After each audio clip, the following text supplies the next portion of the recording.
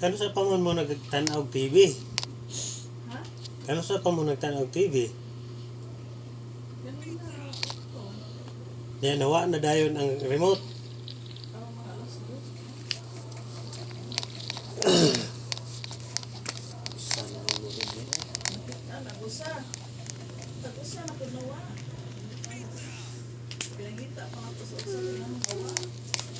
Di naman nakikita mo sa. As ilaw. Abot pa po ano. Kahit pa po ano. Bypass.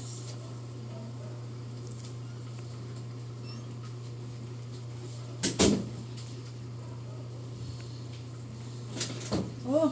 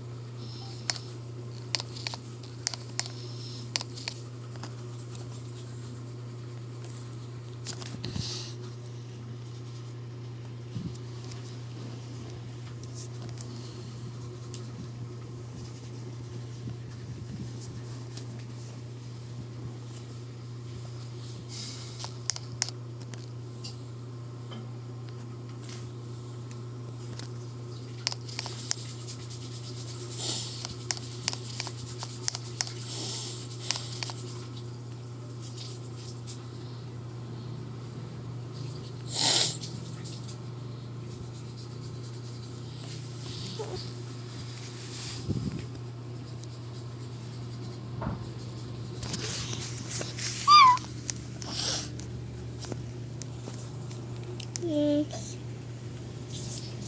Yes.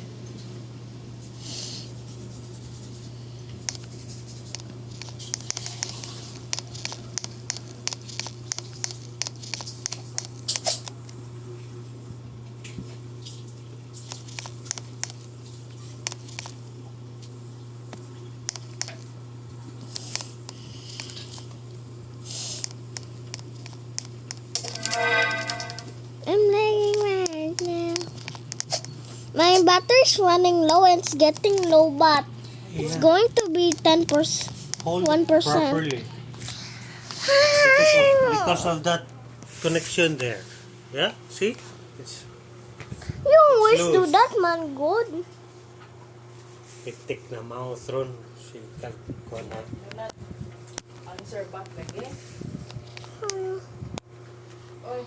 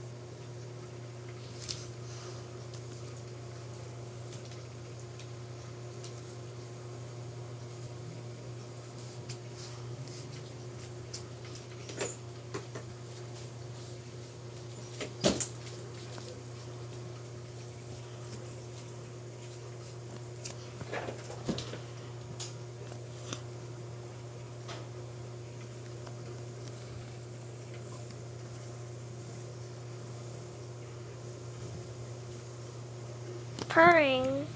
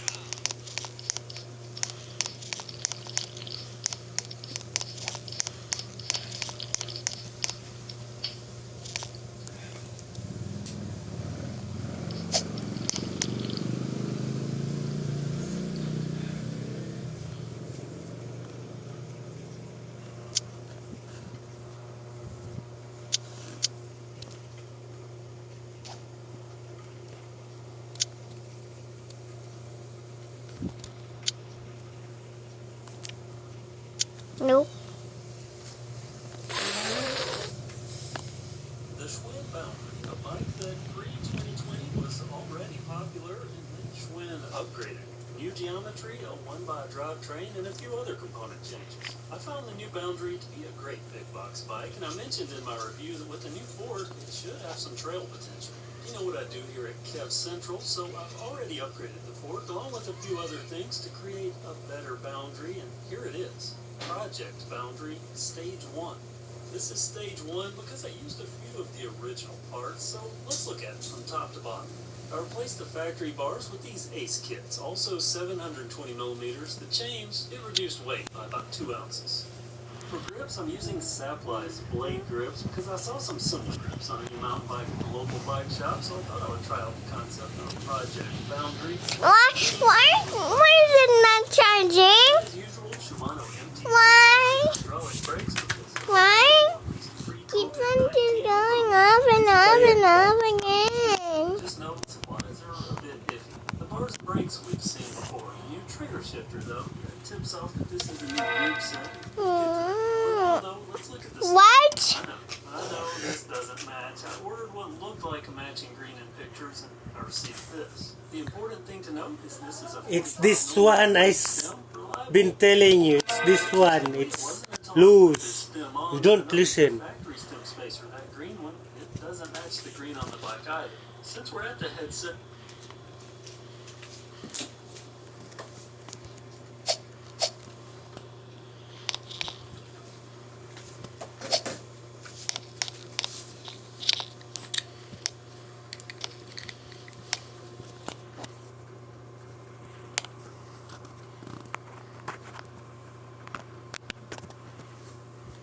It's charging now. No. Is it? No. Is it? It's not. So much. My phone is going to be low, but well.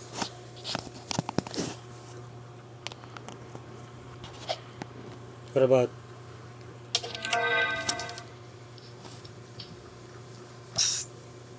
Damn.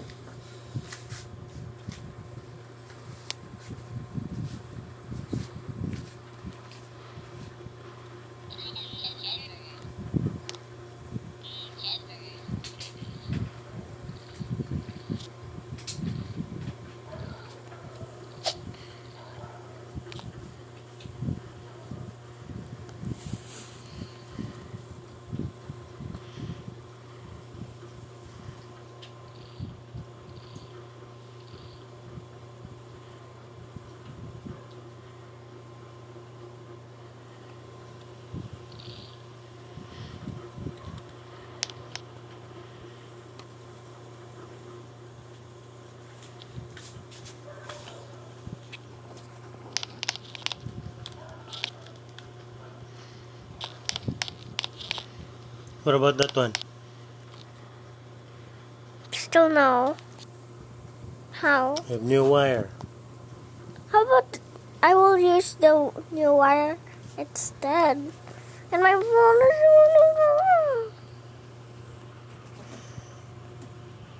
is okay.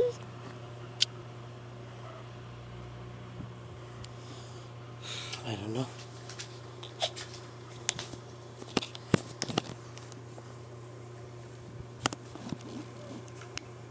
Help!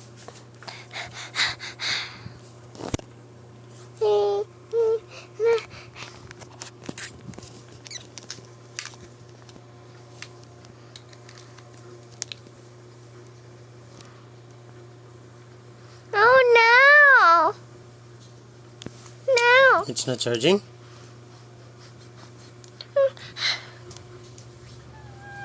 Yes, it is. Look at that. It's charging.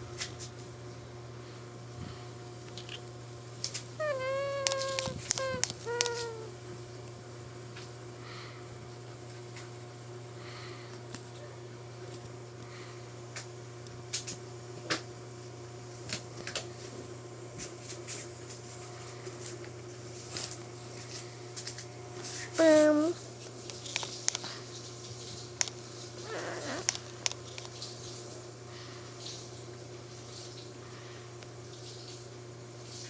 Reliable and affordable. Interestingly, it wasn't until I put this stem on that I noticed the factory stem spacer, that green one, it doesn't match the green on the bike either. Since we're at the headset, let's talk headsets. Normally, when I replace a lower, I also replace the upper, but for stage 1, I kept the factory upper, only replacing the lower with the Fun ZS5640 to accept my new tapered fork.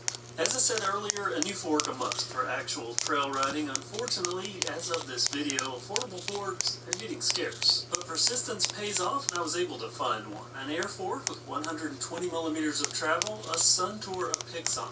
Feature-wise, and for this build, the Apixon checks all the boxes for a sub-$200 fork. It's mounted to my Wheelset's Novatech hubs, a wheelset I purchased earlier in the year. Impossible to find at the moment, but I only paid $169. That was for tubeless ready wheels wrapped in Continental Race King tires. They'll work now and offer future upgrade potential. Part of the reason I consider this stage 1 is because I opted for using the factory 1x crankset up front. I did add these scooter pedals that I had in my stockpile, all the rest though complete factory, including the 32 chainring. That means it retains the square taper bottom bracket. Now this has held up so far, and I expect that it's going to carry me over until I get to stage 2.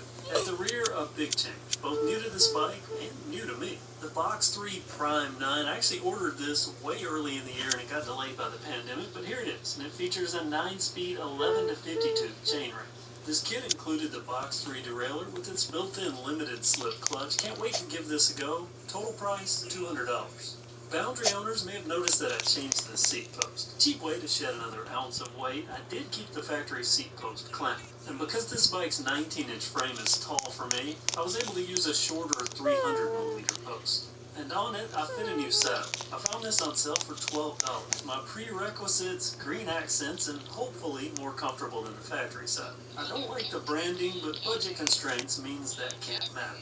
And for $12, look how well its green matches the bike's trim. Along with the new brakes and the new wheels, which are both quick release, I did spend $20, adding just a little bling. Like on Project Comp V2, colored rotor bolts and valve stem caps. I also ditched the kickstand to shed a little more weight.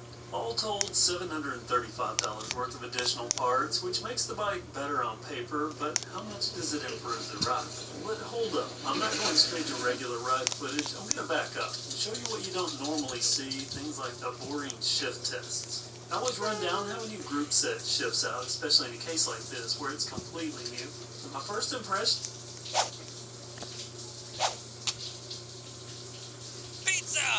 Impressions, this shift's hard.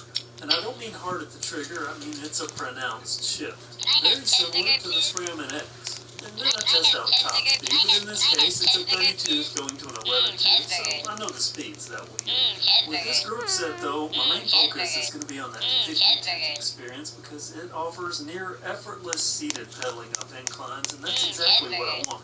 I haven't had any issues or chain drops. My only complaint would be the loud noise as it's shifting between gears. We'll come back to that box drivetrain, but the rest of the bike, it's pretty much what I expected and what I was hoping. Though I have been on Project Comp V2 almost every day, and I can tell the difference. This is a larger frame and 29-inch wheels, and you know I'm a 27.5 guy at heart. I can tell this is bigger, and my ride, even with the upgrades, is slower and more calculated. That's not bad, because this is what I hoped for. It's just Project Comp V2 versus this Boundary. I'm going to parse out the differences in an upcoming video. It really does come down to size preference, but either way, this is a really nice riding bike and improved greatly over what was already a decent $200 bike to start with, so Schwinn a bike. There are two standouts to the upgrades, first being the new fork. It's tunable and a smoother experience and quiet noise, but the drivetrain picked up that leftover noise. But that doesn't mean it's definitely a more capable bike, and here's my breakdown in summary. For 29er fans, it's possibly the best and cheapest package for an upgrade as you go transition from street to trail. Parts-wise, I'll say, aside from the horrendous color of this weight stem, which still I have been leaning on keeping since it looks so not factory. Plus, I've gotten used to it. Also like the new bars because they're lighter, though they're not the color that I ordered. The new blade grips are, though, so another green accent. They're more comfortable than the factory grips and do give a bit of extra support, so I'll probably keep them. The green saddle also in line with the new visual touches and more comfortable than the factory saddle. Boom, shakalaka, boom. Together with the new seat post and weight savings area, it's only an hour for two. As far as my mismatched headset with factory up top and a fun taper at the bottom, I doubt that other than the sound when it's quiet, I can tell you the difference. And the same goes for the straight steerer versus taper. And I could have easily used a straight steerer Pixon instead of a tapered version, but this is a project bike, so it had to be tapered. And for those that keep mentioning I should use the Balani and Bluetooth forks that are under $100 on Alibaba, I looked at those. They don't have an adjustable rebound. And that to me is important enough to justify the extra cost for a Pixon. My take on the Box 3 Prime 9, a little mixed, because 11 to 52 at 9 speeds, that's impressive. And at no point did I have a feeling like I needed an intermediate gear somewhere. Now, I do mark off for the chain slap and the fact that it's kind of loud, clunky shifting. But the 52s for $200, I would say that outweighs any shortcomings. I've already said that the Boundary, to me, is the best Walmart sub $250 29. I think Project Boundary also shows that it's a good platform with an easy path to upgrades. I plan on carrying this further into Stage 2 with some small tweaks, including an external bearing bottom bracket, a lighter crank set, and maybe even putting those tubeless ready wheels to use. So what's your take? Was this what you hoped or expected from the new Schwinn Boundary when upgraded? And what do you think about that new box group set? And what about this stem? Should I keep it or switch to a black one? I'm curious to hear your opinions, so comment below. Also, don't forget to give this video a thumbs up if you liked it, or I guess a thumbs down if you didn't. If you're new here, I hope you hit that subscribe button and that you make sure the notification bell is active so you don't miss any new videos. Thanks for watching Kev Central. Have a great day.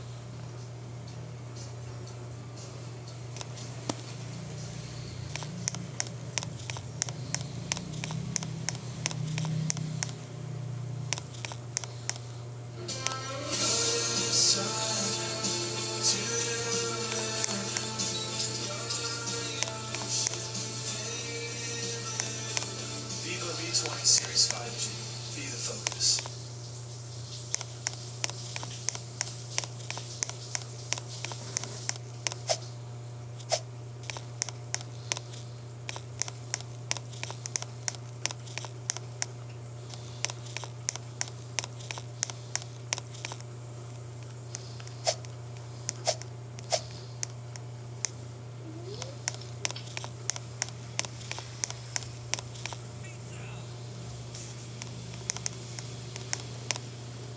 Schwinn's aluminum comp has been a favorite to me and many viewers. I took the 2019 aluminum comp and added parts and started changing things until I arrived at Project Comp, a bike capable of actual trail use. One local rider said it was comparable to his Trek Marlin 6.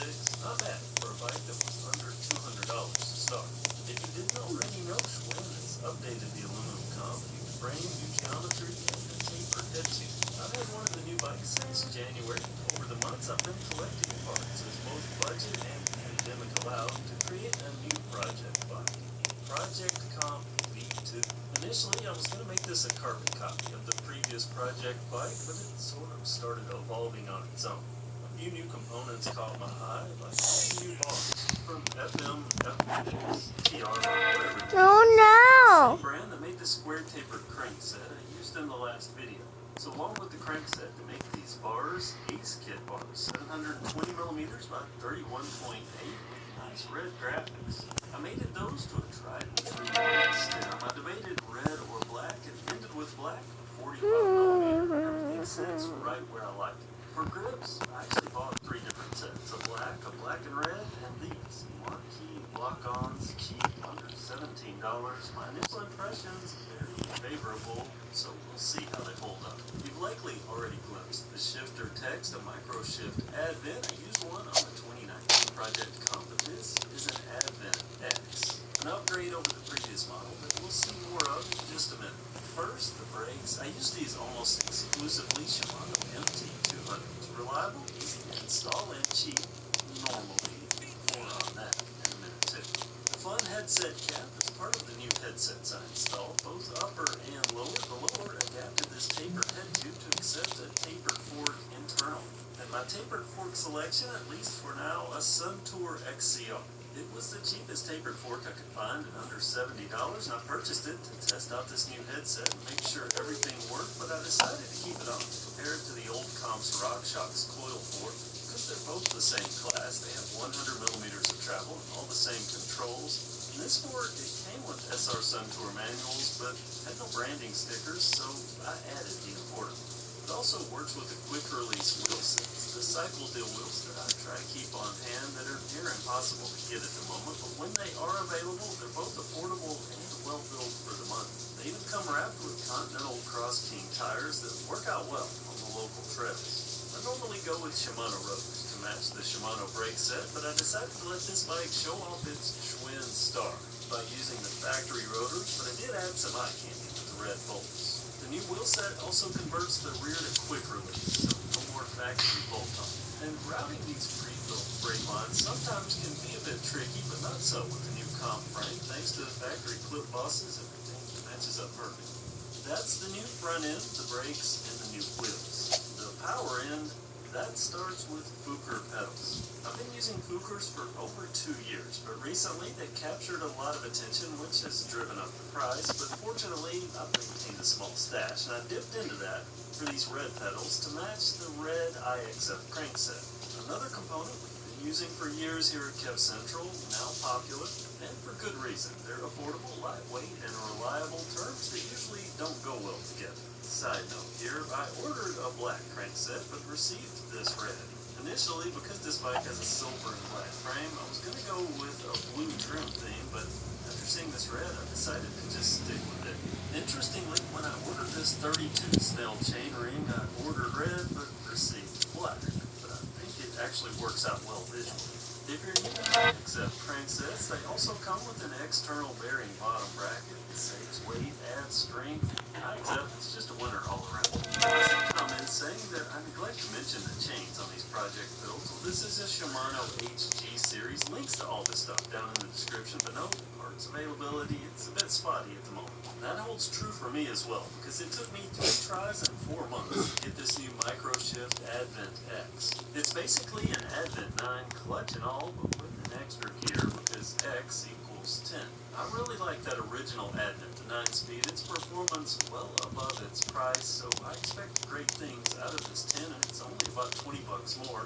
The extra gear, it gives it an 11 to 48 tooth range. I did something else different with this build. I normally look for saddles that are a mix of comfort and value, but this time I focused on value instead, because I wanted something thinner to try budget thin.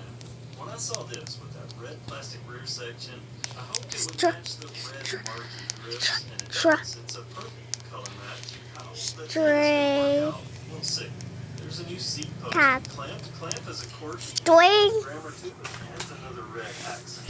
The new Uno post, a little bit more red, less weight, and it gives the bike a better saddle clamp. My main focus with these builds is always budget performance first, but I did spend an extra $1 or $2 to complete the look on this bike, and looks-wise, I think it nails mountain bike. The that would be worthless without actual performance to back it up. So Meow. I took it to the local Meow, trail. meow, meow, meow, meow. Save the lesser fork and an extra gear.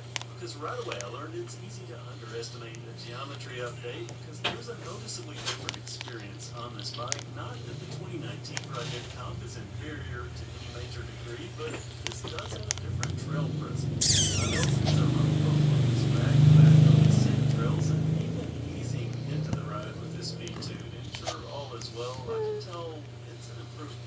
One area that's easy to point to is obviously the drivetrain, the new 10-speed advent, because I'm going from a 42.2 to a 48. And that says something because I was content with the climbing ability of the 9-speed advent, but add to that contentment for this 10-speed because I can chug right up moderately steep hills while seated with very little effort. And easy climbing, it's important to many riders, more so to me. The Advent 10 a definite winner, all the best from its little brother, but improved. And even though I take ease over speed with my 32 chainring up front, this moves pretty good, and a 32 or 34.2 would of course increase the top end. But for me, that 32 up front is perfect, and that with the 11 and 48 tooth range at the rear, and it's kind of the best of both worlds for me with a focus on the look. Another component, one that's tried and true for me, always works out, and I can't say enough about, is wheel sets. WTB strong rims, Novatech hubs, low rolling resistance, even the tires, the Cross Kings, they help too with the low rolling resistance, and they're perfect for these mostly hard packed pizza! Even this Ford checks out. I wouldn't say that it's better than I expected. Well, I'll talk about that in just a second. Let me just say that I've done project bikes enough that I can pretty much ballpark it when it comes to expectations, but sometimes I do get giddy with the end results, and this is one of those times. The new components, the geometry, and the lower fall humidity, it all comes together. Because with everything that's gone on the past few months, I haven't been out to the trails a lot. So I was worried that this was going to be just a brutal workout, but no, other than a bit of timidness on some sections, thanks to this excellent build, it was less workout and more fun, and I think that says a lot about this new project bike. To sum up the ride experience, Project Comp V2 is a worthy successor because it takes everything that was already great about 2019's Project Comp and makes it better. And I could be biased because I'm so happy with this build, but I think it also looks more aggressive, more modern mountain bike. But it's the components that elevate this already great frame to make this such a successful build, like my new favorite bars, these Ace kits that pair with the tried and true weight stem. The combo easily earns a gold star. And these marquee grips, I may have found a new favorite here as well. They're comfortable through 3 rides, have an outstanding look, and super affordable. While this isn't flashy like those grips, the fun headset with its sealed bearings, it's the little things that add up to make big differences. This is a worthwhile upgrade and a necessary upgrade for going to a tapered Ford. So I'm not going to get into whether you need a taper or whether it's better or not, but this Suntour Ford, it's not quite a RockShox Silver TK, but I'd say that it's probably closer than I would have expected. Aside from a subtle bit of rebound control and maybe some grease marks on the stanchions, it's closer to equal than not. One thing I'm getting messaged about daily is wheel sets. This combo is the best deal I've ever found, and they are sporadically available. They seem to come and go, but demand is so high, so my only advice is just to keep checking. There are other wheel sets, but none that I found that match the value of these. Fortunately, the IXF crankset setups have remained available and at a mostly stable price. The only thing that's changed about these is that I sometimes get a different color than I ordered. One of the big ticket items on this build is Advent 10 or Advent X. I paid $162 for the derailleur, the shifter, and the cassette, but it took 2 canceled orders before I got one in stock. And then another month for me to receive it, but I have total love for the Advent 10 or Advent X. It's all the joy of the Advent 9 with its excellent clutch, but the extra gear. Because remember, X means 10, so 10 speeds, 11 to 48 tooth. Along with wheel sets, hydraulic brakes have not only come in short supply, but the price has gone absolutely batso. I'm on my last set that I purchased in the $59 to $69 range, and the last time I looked, they were well over $100 on both Amazon and eBay. Some of this stuff is still available on AliExpress, but there's the month plus wait time for it to arrive, at least affordable. This Doctor Bike saddle or DR bike looks like a 10, rides like a 6. I mean, perfect color matching with this build. But in the feedback before I purchased it, I saw a few people say that the plastic base tended to separate from the thin seat after just a few rides. I'm 3 rides in and it's holding up, so good there, at least so far. Along with the color, I like this slim profile because it's super easy to maneuver around on the trail. But slim and thin equals less padding. Not so important a factor on the trail, but on longer rides or around town, it can get a bit rough on the honey buns. Also, it's about a ½ inch shorter than the factory saddle, and the saddle rails are short too, which means that on a standard seat post, there's no room left for micro adjustments. That can create issues if you don't fit within a very narrow fitment profile. For this build, I can't beat the look, and it fits me, so I'm happy for now. Like I am with this Uno seat post and the quirky seat post clamp being red, because style points for everything red. I'm cautious with my money, so what did it get me in this case? Well, the end result is I have a bike with more style and a bike that's capable of delivering a true mountain bike experience. A massive transformation from what was once originally a budget bike.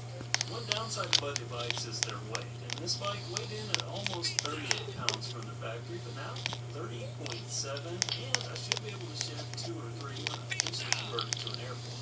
The cost of all this, the bike itself is $224. And all these components, I have $646 in. This is prices I've paid. Prices can be dynamic, but over 7 months, that equates to $92 and change a month.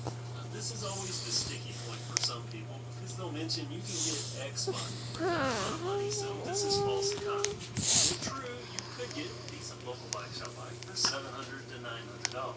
But this isn't about spending all that up front because this is a bike I can ride for all 7 months of this process, ending with something that's trail capable and worthy of the name mountain bike, and that is Project Comp V2.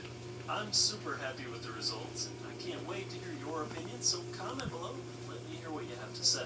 And also, don't forget to give this video a thumbs up if you like it, and make sure you're subscribed and that you have the notification bell active so you don't miss any videos, because it's the only way you get notified when there are new videos. Also, check out my other channel, Kev Reviews. I'll put a link down in the description, as well as one for my website, Patreon, and Twitter. Thanks so much for watching Kev Central, and have a great day.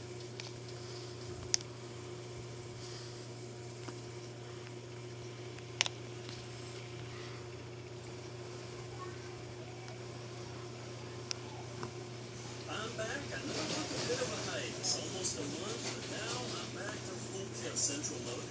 Means project bikes. 2 project bikes, 1 mod bike, coming in succession.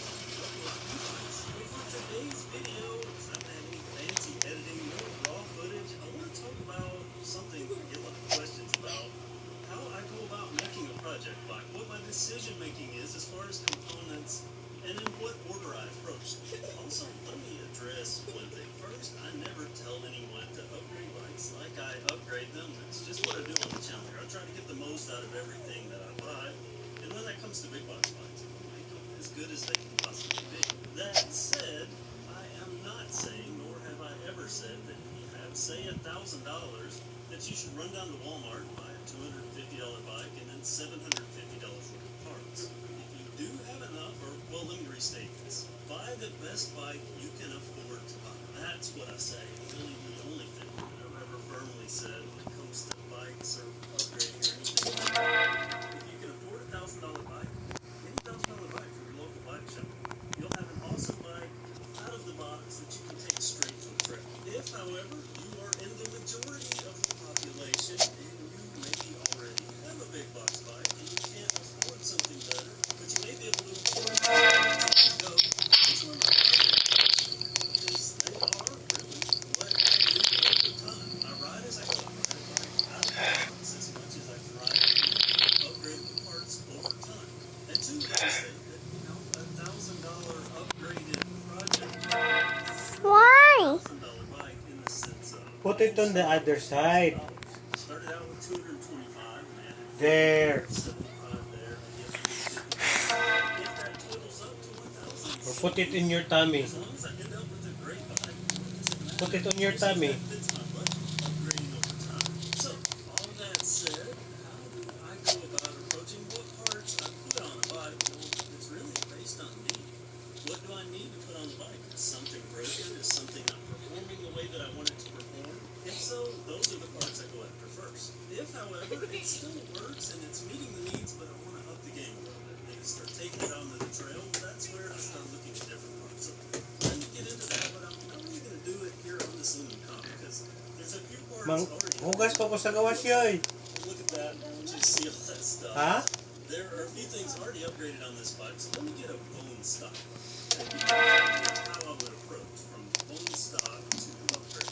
Here we go. This is more like something like the Hyper Hydroform, bike. No longer available. One of the best upgrade project bikes that I've ever done. But there are things about this bike that make it an excellent example. Pizza! Upgrade this Hyper to a stock.